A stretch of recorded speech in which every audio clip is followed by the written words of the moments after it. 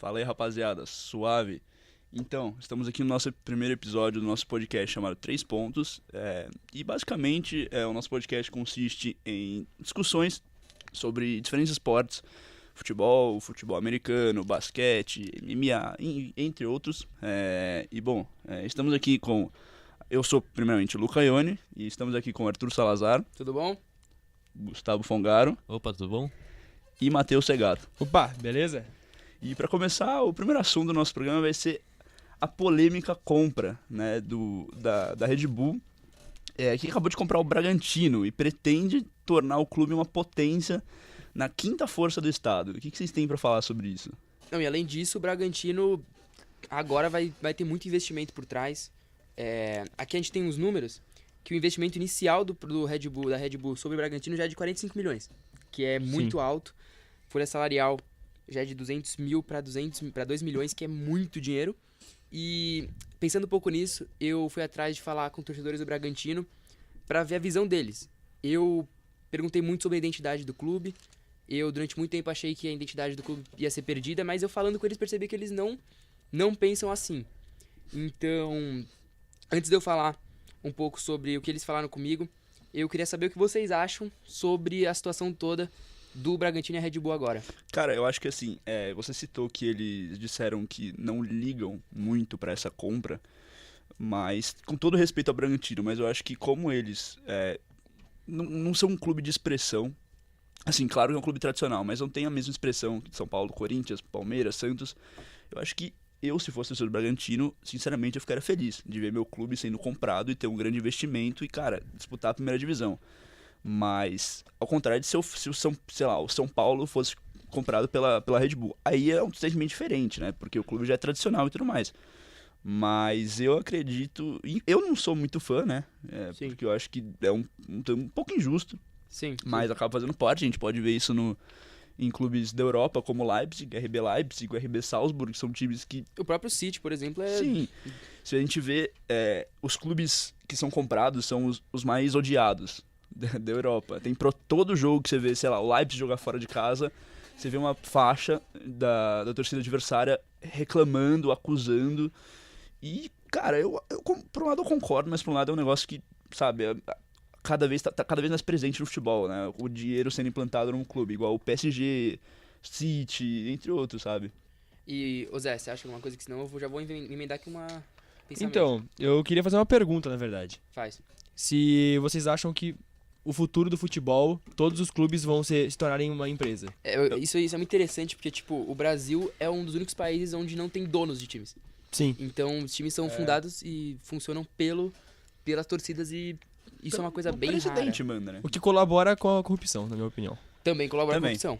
Mas é interessante pensar nisso porque o nível do futebol vai subir. Eu queria falar um dado, que em 2020, caso o clube suba para a primeira divisão, terá um investimento de 200 milhões. Que é muito dinheiro. E 200 milhões, na minha opinião, eu acho que briga até por Libertadores. Briga muito. 200 milhões, qual time do futebol brasileiro tem esse investimento? O Palmeiras não paga isso. Então, assim, claro que é passo a passo, acabou de subir pra Série B. Sim. Mas com esse investimento, com esse potencial, eu acho que, cara, pode sim se tornar a quinta força, quem sabe. Não, e eu acho que tem mais chance de subir do que quinta força, como você falou. Porque 200 milhões é um investimento absurdo. Nenhum time do Brasil acho que tem 200 milhões de... Eu até procurei isso, aqui eu coloquei que esse valor de 200 milhões é maior do que o valor que a Transfer Market coloca pro elenco do Palmeiras. Então, quando você analisa, na teoria, o Bragantino poderia comprar o time todo do Palmeiras. O elenco todo. Pro Brasil é muito dinheiro. É muito dinheiro. Só que, assim, mas na teoria, óbvio. É muito dinheiro agora, que nenhum time tem dono. Agora vai ter o CSA que vai ter dono chinês. Nada confirmado ainda, né? Sim, mas assim, pelos rumores o dinheiro era 100 milhões, se não me engano. Então, se for nessa sequência, daqui a pouco 200 milhões vira a parte de baixo. Sim. Então, o que é preocupante na minha visão, e fugindo um pouco... Tá inflacionando muito o mercado. Sim, mas o que me preocupou um pouco quando eu pensei nisso foi exatamente isso que o Luca falou, do torcedor do Bragantino perder a identidade. Eu não me sentiria bem, confesso. Mas é que a gente torce pra time Depende, grande. porque se alterasse o nome... Aí seria complicado. Mas mim... querendo ou não, altera. Altera, Sim, mas cara, se você imagina pensa... um Red Bull Palmeiras. Não, sim, mas mas é diferente, cara. Pensa, com total respeito ao Bragantino, Qualquer outro time de Série B ou Série C, se viesse uma empresa Sim, grande pra sim. comprar, O próprio eu CSA. como torcedor, eu ia ficar muito feliz, cara. Eu ia ficar tipo, mano, Eu agora é a hora do, sabe? conversando Sim, com, não mudando escudo e tal. conversando com, Sim, com os sim. torcedores, praticamente a maioria toda é a favor da Sim. troca. Então, praticamente todo mundo foi Sim. positivo nessa. Então, me surpreendeu particularmente, mas eu não... Por outro lado, faz sentido quando você para Vocês e pensa, acham né? que sobe fácil? Eu acho que sobe. Eu acho que sobe fácil. Eu acho que sobe, ganha fácil. Título? Série B é muito fraca. Série B é muito fraca. É, então, é 45 milhões pra Série B Que já é muito. Já é dinheiro. muito. e 45 milhões pra Série B Ah, deve ser cara. o maior ou um dos maiores. É o maior da história, É o fácil. maior. O maior da história. Se a gente pegar... Só pensar Corinthians do Ronaldo logo depois. Mas o Corinthians não pegou o Ronaldo na Série B. 2008, estava na Série B. Vamos tinha pensar dinheiro. nos times que são candidatos a título na Série B. O Vitória, O Vitória. Os times que desceram, Sport, Curitiba. Curitiba, você acha? Mas Curitiba não é ruim. Mas também não é bom. Tem os que sempre tentam subir, Sampaio Correia e tal. Mas... A briga pra subir é maior que pra... O Botafogo de Ribeirão Preto também tá indo muito Eu acho bem. que a Ainda briga E pelo... eu acho que tem um potencial pra esse time muito grande. É da cidade de Ribeirão Preto, que é uma cidade Que é uma grande. cidade que é São Paulo, né? Pra- Todo mundo é São Paulino lá. Mas fora isso. Pra mim era pra ser um time grande já, falta investimento lá. É a mesma coisa que o Mas Bragantino. Mas, só pra terminar aqui, basicamente, eu conversei com mais de 20 torcedores e todos eles falaram que é muito positivo. Tudo isso tá acontecendo. A maioria realmente falou que perde um pouco da identidade, mas que o que importa é que daqui a 20 anos talvez o Bragantino não existisse se não fosse isso. Então eles falaram muito, Sim. muito dessa de que... Um bom caso, um bom exemplo é o da Portuguesa. Exatamente. Que era Eles quinta falaram- força um cara e- falou pra mim sobre isso, que podia virar Portuguesa. Que não tem investimento, não tem pra bancar o time, então o time desaparece. Infelizmente tá falindo. Então, por conta disso, eles falaram que é um ponto positivo. É óbvio que não é o Bragantino, é o Red Bull Bragantino, mas é melhor do que não ter nenhum time em Bragança. Então, é muito legal. Só pra falar mais algumas coisas, a Red Bull ela não vai fazer investimento só no clube, vai ter investimento no estádio, na Bizão lá. Sim. Então, é legal porque também dá uma força pro futebol do interior.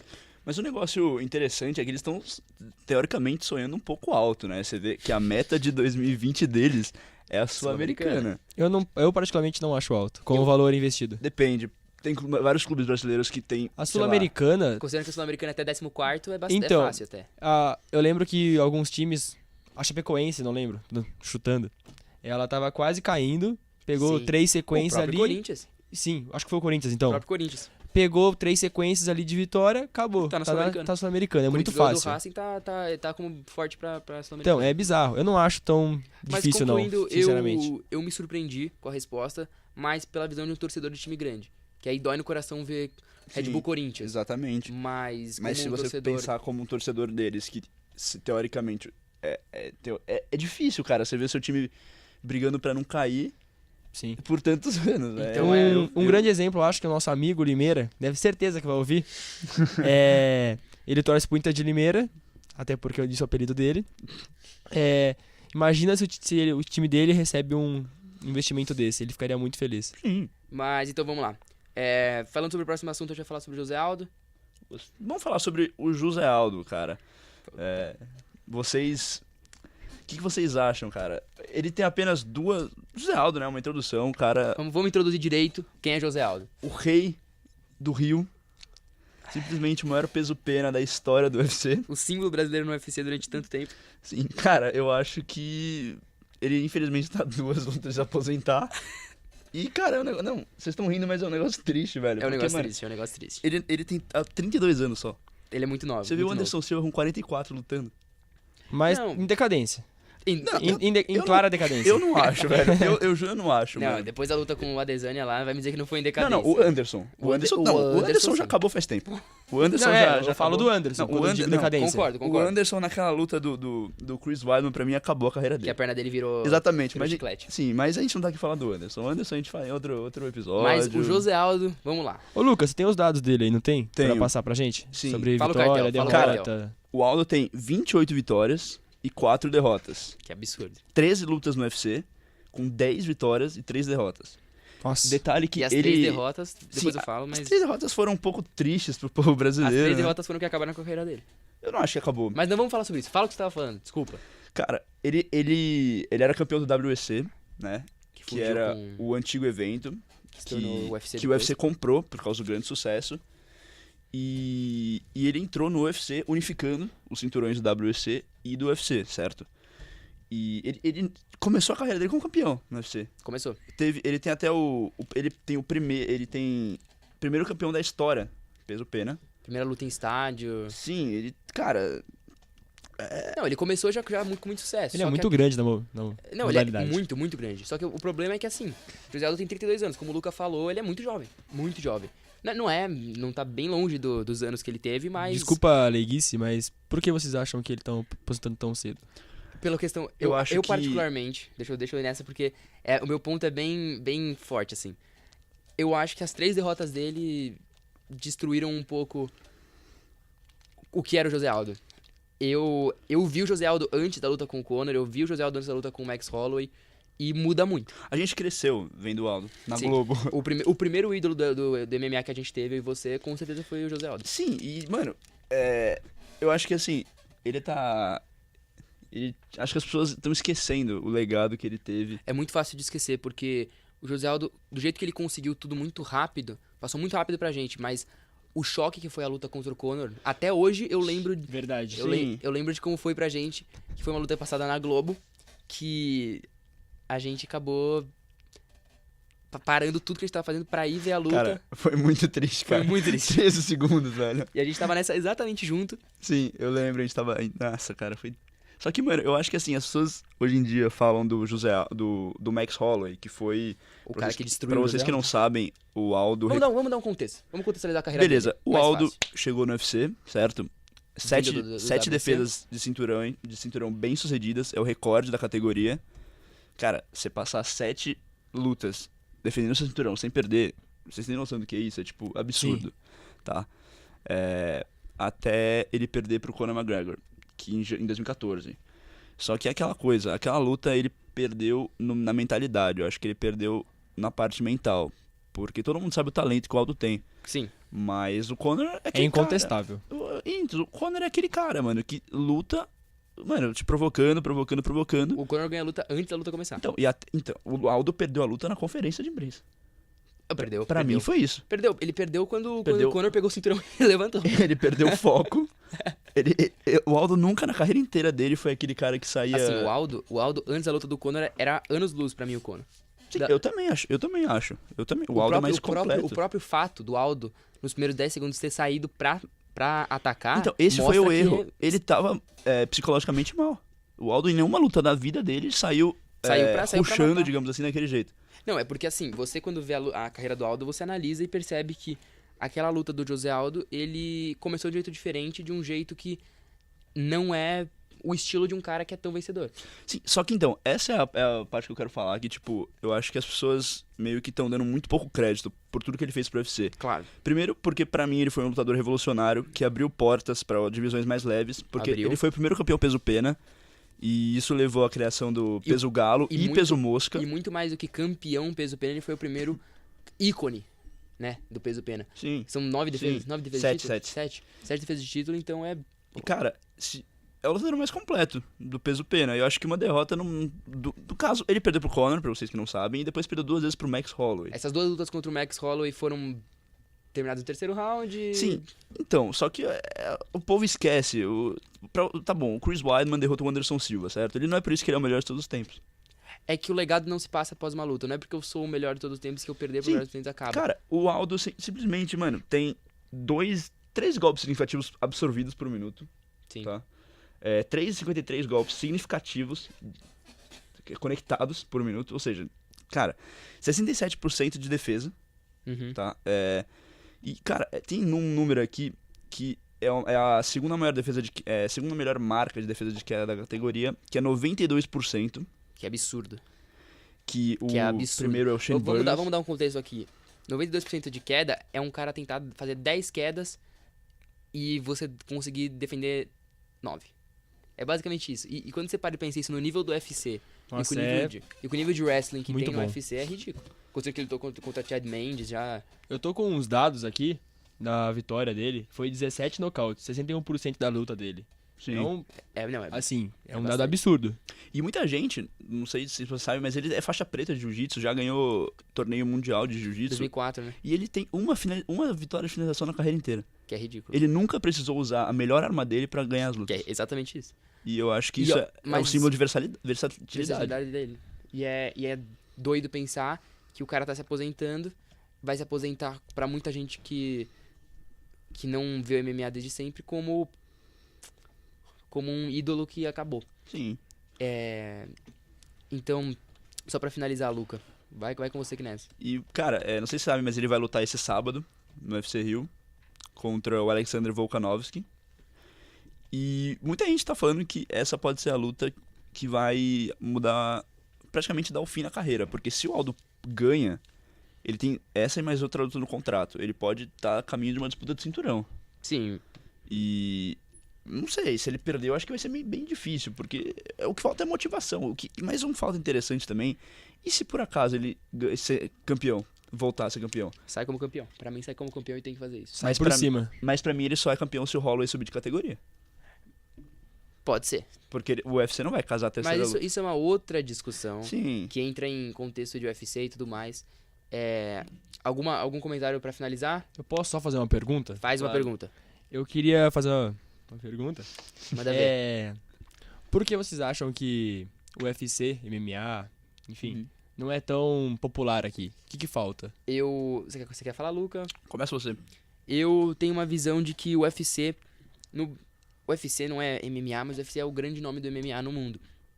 Chegou no Brasil com o José Aldo e Anderson Silva. É Minotauro, Shogun. Sim, mas. Eu acho que o Anderson foi o auge, né? Foi Todo o- mundo foi o Cara, assistia, é cara. que antes do UFC veio o Pride, que era... Que era Vanderlei Silva. Que era o Pride, era um evento mais bruto ainda no era- Japão. Era meio um vale tudo, não é MMA. Mas a outra questão que eu ia falar é exatamente isso de ser um vale tudo. O brasileiro tem como esporte favorito o futebol. É muito difícil o brasileiro desligar um jogo de futebol pra ver uma luta. Por quê? Culturalmente falando. Porque é a mesma coisa de você pegar um americano, você fazer eles ligar o basquete Mas pra ver, pra como ver um se futebol, cria uma soccer. cultura? Eu vou falar isso na questão do seguinte. O Brasil nunca teve um Mike Tyson, o Brasil nunca teve Evander Holyfield, o Brasil nunca teve um ícone na luta. Então, durante todos os anos que o Brasil não teve ícone na luta, teve no futebol, teve no basquete, teve em esportes diferentes, teve no vôlei. Então, o escalão do MMA tá muito ainda embaixo. Teve Anderson Silva, teve José Aldo, e a questão é a continuidade. Os dois vão se aposentar, você não tem muita continuidade forte. Como que vai continuar? Teve E Cigano, aí é a nova geração, cara. e aí, se Deus quiser, Moicano vai ganhar Borrachinha, alguma coisa. Moicano, Marreta. Ricardo Ramos, sim. Tem uma legião boa de brasileiro, cara. Mas pra mim, acho que nunca mais existiu um lutador tão genial igual o Anderson, assim, e o Aldo, assim. Eu concordo e eu acho que é um bom jeito de dar o devido merecimento pra eles e também pra acabar esse assunto e vamos falar sobre uma coisa que o Gustavo Não, e pra fechar, fecha. apostas pra sábado. Vamos fazer a aposta aqui, faltando... Aldo ou Volkanovski? Eu não acho que o Aldo ganha. Você não acha que não? Eu não acho que o Aldo Eu ganha. acho que- Eu aposto no Aldo. Eu acho que ganha porque o Aldo nunca perdeu pra um wrestler. Eu não acho que o Aldo ganha porque essas duas últimas lutas dele do contrato, ele quer perder as duas pra mim. Ele quer acabar logo isso tudo de uma vez. Eu não acho. Mas vamos que vamos. Gustavo, você que tá... Chegou Opa, o grande tudo momento bem? do Chegou Gustavo. o grande momento dele Fala de Fórmula estourar. 1. E vamos falar então sobre Lewis Hamilton. Sobre Lewis Hamilton e Fórmula 1 aqui. Que o Lewis Hamilton é pentacampeão atual de Fórmula 1 e tá quebrando todos os recordes na Fórmula 1 com vitórias e poles e voltas mais rápidas, pódios.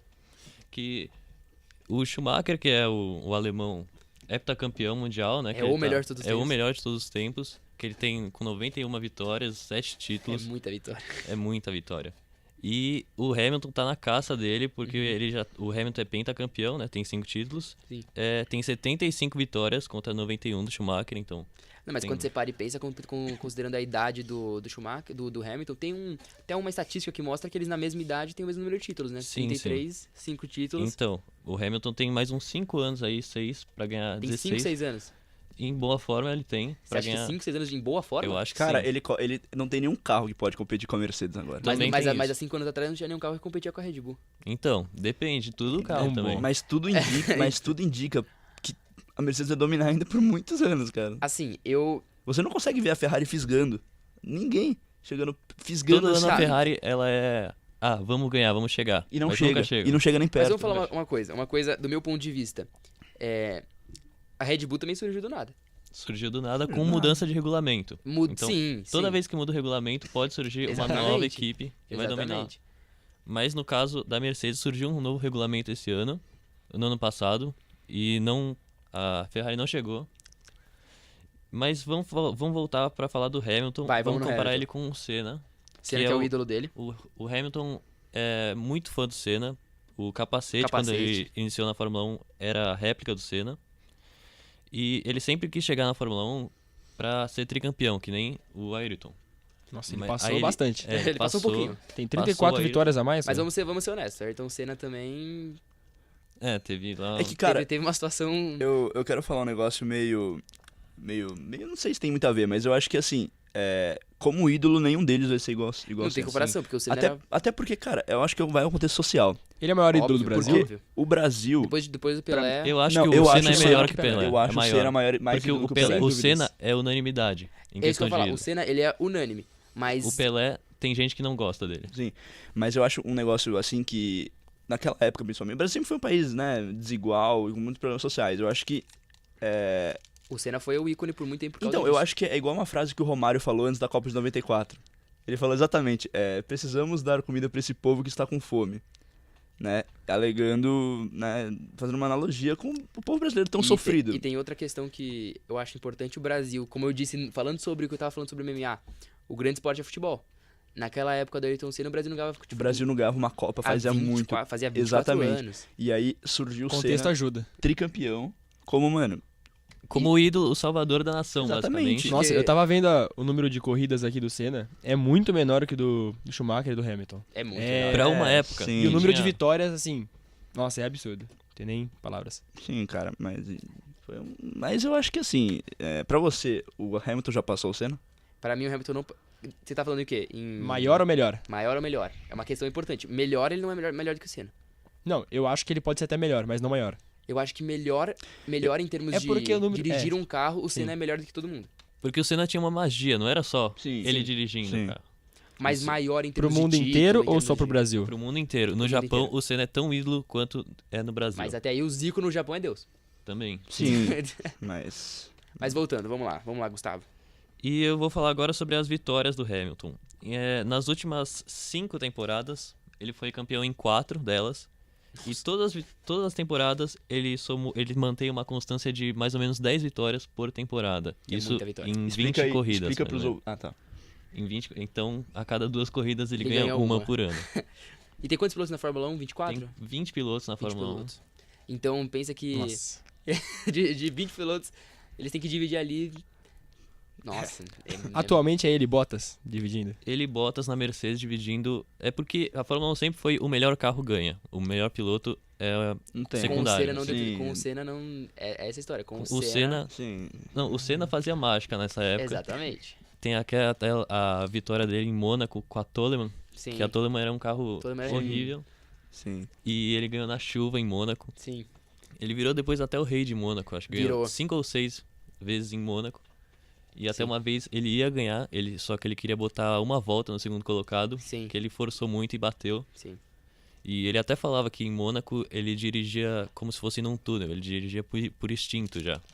Ele só Muito doido. guiava o carro e... É uma coisa mágica, assim. Qual foi a corrida que, pra você, foi a mais... Eu sei que ninguém aqui, né, viu o Senna correr, Sim, mas qual foi a mais marcante pra você? Com certeza Interlagos 1991, que ele ganhou tendo só a sexta marcha no carro. Exatamente. Pra mim A também. cena na icônica chuva. dele levantando o troféu O e não troféu, conseguindo. e não conseguindo por causa do Por causa da- esforço que ele teve Exatamente. que realizar pra correr. Pra terminar a corrida. Ele ganhando Realmente. e parando na reta oposta pelos fiscais e o pessoal invadindo a pista, o Senna pegando a bandeira do Brasil. Aquela cena é genial, é de outro mundo. Gustavo, eu sinto que seu coração tá abrindo, eu sinto que você tá quase chorando. Mas vamos seguir um padrão, porque a gente tem pouco tempo, mas vamos lá. Lewis Hamilton. Eu não sei como vão ser os próximos anos da Fórmula 1. Você acha que ele passa, Schumacher? Eu acho que ele passa o Schumacher, porque ele tem 5 temporadas, como eu falei, mas em boa forma, talvez até mais, dependendo do carro. Só que o Hamilton, ele tem o carro é fundamental, porque a Mercedes está lá no topo faz muito tempo E aparentemente eles vão continuar, porque a Mercedes é um time muito competente. E eu acho que não tem nenhum adversário que faça. Que seja de igual para igual com a Mercedes. Não existe. Eu acho que esse ano o Hamilton já leva. Esse ano, Hamilton e Bottas eles vão disputar. Tem o Leclerc também da Ferrari. Não, Gustavo, deixa Mas seu eu fanatismo de lado. Eu acho que ainda não. Deixa seu Talvez clubismo ano de que vem, lado. assim. O Leclerc não tem chance. A Ferrari não tem chance esse ano, Gustavo. A Ferrari até trocou o chefe da equipe para tentar melhorar, para fazer o melhor carro, mas aparentemente tá até pior no caso. Beleza, então o veredito. Hamilton passa ou não Schumacher? Hamilton passa o Schumacher E já passou Senna? e em números tipo, já passou o Senna, mas de grandeza eu acho que ninguém espera o Senna no caso. Mas é isso. Maravilha. Vamos seguindo e vamos falar sobre Cotia, a base vencedora do São Paulo Futebol Clube, o grande tricolor paulista. Agora com o Zé. Vamos lá, Zé, o que você acha? Zé, pra vocês que não sabem, é o Segato, tá? Dá oi aí, Sim. Zé Gata. Opa! Só a hora de brilhar chegou. Não, então, eu queria comentar sobre a base de Cotia, que em 2018 eu tenho um dado que ela ganhou 10 campeonatos, se destacando junto com o rival Palmeiras. E eu tenho uma pergunta. Por que você acha que a base de Cotia se destaca tanto com relação aos rivais? Tipo, A base historicamente ou essa base no ano? historicamente e no ano. Vamos lá, no ano por causa de 3 pessoas. E historicamente eu honestamente não sei dizer. O São- Porque O São Paulo sempre foi um clube revolucionário, se a gente for ver. Em 92, quando ninguém se preocupava com competição internacional, como Libertadores e tudo mais, Tele Santana implantou a mentalidade vencedora e mudou o CT, estrutura e tudo mais. É o primeiro clube a ter uma estrutura assim, uma estrutura mais moderna. Padrão FIFA. do Mas o país. CT de Cotia ele foi criado em 2000 e... Não, sim, mas então, aí eu acho que começa primeiro com essa mudança. Sim. Aí vai evoluindo. Como eu posso falar? Acho que. é uma cultura que vai sendo passada. Sim, eu acho que aí o São Paulo foi, acho que o primeiro, né, a realmente ligar e cuidar da base. Por exemplo, eu falando sobre o Corinthians. O Corinthians teve a mesma coisa só quando o Ronaldo chegou em 2009. E antes disso, o Corinthians, você lembra de alguém que foi... Fala 3 nomes, assim, que o Corinthians fez. Mas é um exemplo bem diferente, porque o Corinthians é o maior vencedor da Copinha, Mas Mas, mas nunca não revelou alguém. Exatamente. Assim, nunca é uma é palavra que muito forte. o Corinthians revelar a unidade, revelar um jogador único. O Corinthians revelou quem? William, e depois vai vir o Jô. E aí Malcom e Mas- acabou. Marquinhos do PSG. Mas o Marquinhos... Sim, ele não jogou pelo time principal. O São Paulo tem uma coisa que eu gosto e que eu acho interessante, que é a continuidade. O jogador no Corinthians sobe e fica. O jogador no São Paulo sobe, joga e vai embora. Militão, David Neres, tem nomes Mas recentes que a gente são vê. muito maiores o nível de qualidade. Eu não acha? não por exemplo, o Maicon, que foi jogar no Corinthians só agora em 2018, 2017 foi jogar realmente no nível. O Maicon tava no elenco fazia muito tempo. 2016 o Corinthians tinha um time que não jogava nada. Eu acho que o Corinthians não a cultura tem do São Paulo é dar essa A continuidade. confiança na base que o São Paulo tem. Então, em Exatamente. entrevista com o Thiago Couto, meu amigo, irmão, ele me disse que o diferencial de Cotia... Thiago Couto, pra quem não sabe, goleiro da base de São Paulo, agora Sim. profissional. Ele foi campeão da Copinha, catando Pegou. 3 pênaltis na finais. Chupa Vasco. Pegou muito. Esses dias ele foi destaque também, num jogo treino que teve com a equipe principal do São Paulo. Sim, eu vi. Ele foi destaque. E ele disse que o diferencial da base de Cotia é o fato de, desde o sub-9, ter o mesmo planejamento, trabalhar com a posse de bola, trabalhar ofensivamente e tendo uma filosofia de jogo moldada até para o time principal. Eu acho que é uma questão, como eu disse, de cultura. A base de São Paulo é forte, a base do São Paulo tem uma estrutura pra ser uma base forte, e a base do São Paulo tem nomes que sobem pra continuar sendo uma base forte. Então o São Paulo não tem indício de que vai perder esse poder na base muito cedo. A base de Cotia é absurdo. Até que na Champions League, esses dias mesmo... Grande Luquinhas, só tenho isso a dizer. Então, Hat-trick, 3 gols numa semifinal. Uma das maiores performances. primeiro jogador brasileiro a fazer isso. na Uma das semifinal. maiores performances da história da Champions League. Graças a Deus é pouco clubista, nosso amigo Luca. Não. Falando sério, o time perdendo de 2-0, 3-0 no placar agregado, colocar a Sim. bola no pé. O cara saiu do PSG. Cara, um time milionário. Injustiçado. Exatamente, saiu do PSG com todos um dos favoritos a ganhar a Champions, saiu do PSG, assumiu a responsabilidade no Tottenham, Sim. chegou sem Harry Kane, que é o principal jogador do time, cara, entrou no jogo e decidiu. Por 4 anos consecutivos, a gente tem um menino de Cotia participando da final da Champions League. Isso é doido, hein? É absurdo Isso isso. Isso é doido. Isso é ridículo. Isso é absurdo. Então, tempos atrás, a semifinal foi feita por Neres e Lucas Moura. Lucas Moura. Que guardou 3, então... Do outro lado não tinha ninguém. Não, Mas o Neres não jogou, que fez uma baita falta. uma puta falta. Que eu acho que o Ajax depende muito do David Neres, na questão de Mas quebrar a vamos linha seguir defensiva. a linha de raciocínio aqui. Sim. Base do São Paulo. As joias de atualmente, Antony, Igor Luan, Gomes, Igor Gomes e agora Toró. até o Toró e o Valse, que subiu agora e fez uma bela partida contra o Flamengo. Sim. O Valse, que recebeu uma proposta de 20 milhões de reais, foi em fevereiro. Ah, tá. E o São Paulo recusou, alegando que ele seria um jogador... Outra coisa que eu só interrompi, desculpa, que o São Paulo faz que salva muito. O São Paulo não Sim. aceita qualquer proposta. Sim, ele sempre vende É muito diferente bem. do Corinthians, que aceita preço de banana. Todos os torcedores ficaram... como que eu posso dizer? Não entendendo a situação por não vender. Sim. Apesar dele ser da seleção, muitos jogadores da seleção acabam não correspondendo ao time principal. O Tuta Foi vendido. foi vendido da base também, Então, ele é um bom jogador também. O principal jogador da Copinha, com o Antony e Igor Gomes e tal, foi o Gabriel Novaes, meteu muito gol. Mas ele já tá lá fora. Sim. Ele foi emprestado por Barcelona B também, Sim. porque o futebol brasileiro não tem como segurar todos, infelizmente. E Zé, só pra dar uma finalização no assunto, algumas últimas frases aí sobre essa base de Cotia, o que você escreveu Suas aí. comparações dos craques de Cotia com craques que já passaram. Eu particularmente não entendo a comparação de Igor Gomes e Kaká, apesar de ser bem parecidos Fisicamente. fisicamente, mas Sim, eu também acho. na qualidade eu não consigo entender. cara, mas aí também... Antony e Lucas Moura eu acho bem parecidos, por eles têm uma semelhança que eles ganharam a Copinha e jogam na mesma posição. E de resto, são grandes jogadores que devem ser aproveitados.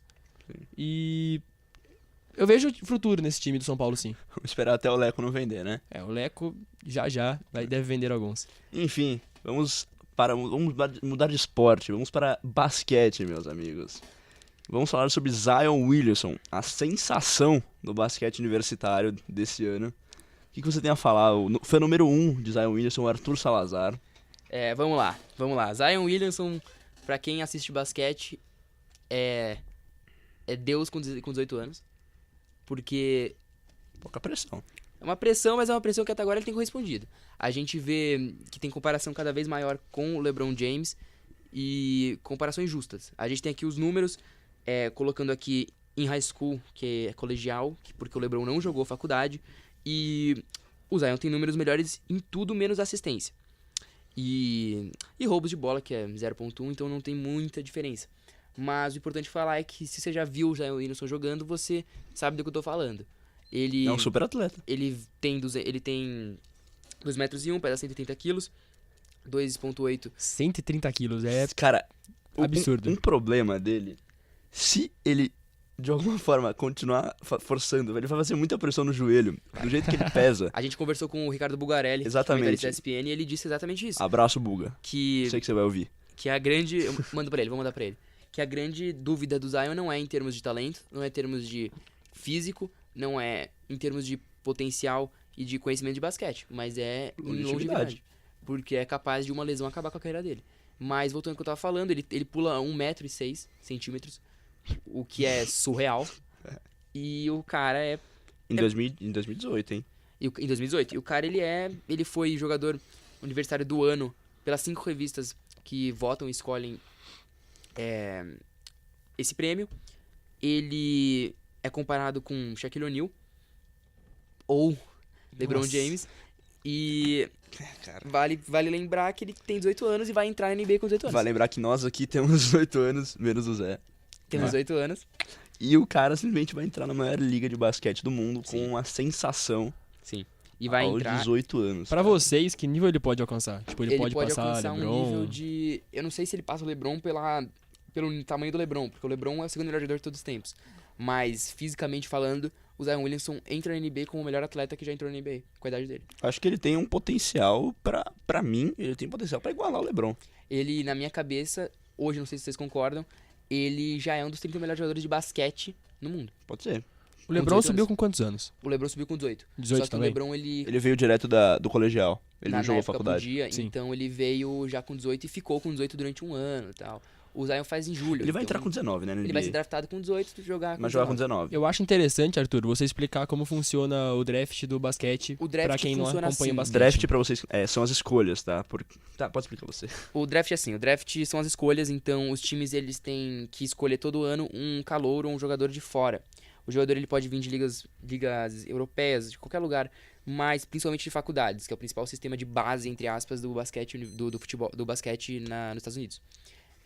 Falando sobre isso, o pior time tem mais chance de conseguir a primeira escolha e o melhor time tem menos chance. Acho genial isso aí, diga-se de Então passagem. cria um equilíbrio onde o pior time normalmente pega o melhor jogador, o melhor prospecto do basquete no mundo. Então o Zion ele é o consenso de primeira escolha do próximo draft, e então funciona desse jeito. Você, basicamente, nesse ano funciona quem pegar a primeira escolha, pega o Zion. É desse jeito que funciona, né? Quanto E- você acha que ele pode influenciar no time que escolher? Tipo assim, o time ficou em último lugar, Uma certo? vaga pros playoffs, no mínimo. Ele consegue adicionar 30 vitórias. A NBA tem 82 jogos na temporada, ele consegue adicionar 30 vitórias pra um time ruim. E um negócio que eu tava discutindo, você acha que é justo o draft ser diferente da NFL? Porque, por exemplo, o draft, você pode ter a pior campanha, mas não necessariamente você vai ser a escolha número 1.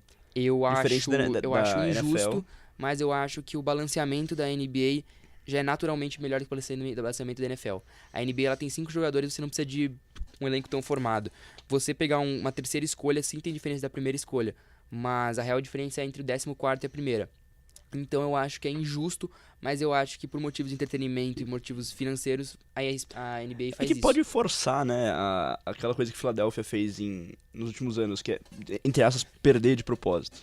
Que é basicamente você perder de propósito pra conseguir. Times fizeram isso esse ano com o Zion, e eu acho que fizeram por um bom motivo, porque esse menino Porque vai valer a pena. tem chance de virar Mas o é futuro da NBA. antiético, né? É antiético, mas no final das contas, o que Particularmente vale não mais a acho pena? válido. Um anel de título da NBA ou antiético? Então, no final das contas, vale mais isso. E pra concluir, eu queria saber se tem alguma coisa a acrescentar sobre o Zion. Se não tiverem, eu falo uma coisa que eu tenho aqui pessoalmente. Pode falar. Pode Arthur. falar. Essa informação é importante. Eu, Sinta-se à vontade. como um dos maiores fãs do Zion desde a época que ele jogava na Lá high vem. school, Lá vem. Eu- Sou fã desde... desde quando ele jogava em Spartansburg, North Carolina. Tá bom. Então eu gostaria de dizer que eu espero do fundo do meu coração que ele jogue tudo que ele pode e que ele nunca se machuque, porque eu já vi o meu maior ídolo se machucar e eu não quero que isso aconteça de Eu novo. esperava isso do Neymar e não deu muito certo. Vai com Mas não calma. comparar Neymar com Mas Zion. não compara o Não- Neymar com o Zion, não porque se o Zion tem 18 anos, mentalidade de 30, diferente do Neymar, tá bom? Mas voltando, queria agradecer muito vocês terem conversado com a gente sobre isso. A gente ter feito mais na verdade, o primeiro podcast 3 pontos. E a intenção é continuar isso aqui, mas a gente precisa de apoio de quem tá assistindo aqui, que é muito importante pra gente. Novamente queria agradecer aqui Luca Ione. Muito obrigado aí, rapaziada. Espero que vocês gostem aí. Tamo junto aí pros próximos episódios aí. Gustavo Fongaro. Muito obrigado, foi uma experiência bem legal aqui, a primeira vez falando. Quero agradecer também ao nosso querido professor Daniel Ladeira. Um beijo, Ladeira. Beijo, Ladeira. E por último, Zé Segato. Eu quero agradecer o belo programa que a gente fez. Agradecer ao Afonsinho, que tá nos ajudando. E também, quem assistir, comentar sobre possíveis esportes que a gente pode comentar no futuro. Exatamente, estamos abertos a absolutamente tudo. Se até a Fórmula 1 entrou, por que não? Por que não badminton? Eu não deixava, hein, Gustavo? Ele é um Fórmula 1 nível acima, então ele não consegue compreender ainda. Queria agradecer a todo Talvez um mundo. dia. Queria agradecer a todo mundo, sou Arthur Salazar. E agora acaba o primeiro podcast de 3 pontos. Muito obrigado e esperem novidades.